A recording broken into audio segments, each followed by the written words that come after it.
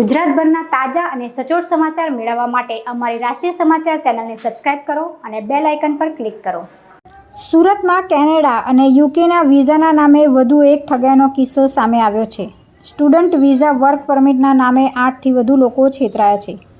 20.66% લાખથી વધુ લોકોની રકમ ખંખેરી લઈ વિઝા ઓફિસના સંચાલકો ફરાર થઈ ગયા છે। ભાવેશ ચૌહાણ અને કલ્પેશ ચૌહાણ એ અડાજણના વિસ્તારમાં ઓફિસ ખોલી હતી। અડાજણમાં કૃપા એજન્સીના નામે ઓફિસ ચલાવતા હતા। વડોદરામાં મેઇન ઓફિસ હોવાનું જણાવતા હતા। અડાજણ પોલીસ સ્ટેશનમાં કામરેજ સીમાડી ગામના ખેડૂતે છેતરપિંડીની ફરિયાદ નોંધાવી હતી। 8થી વધુ લોકો ભોગ બન્યાનું પ્રાથમિક તપાસમાં સામે આવ્યું છે। પ્રકાશભાઈને વિદેશમાં નોકરી આપવાના તેમજ વર્ક વિઝા કરાવી આપવાના બહાને રૂપિયા 7,87,500 પડાવ્યા હતા।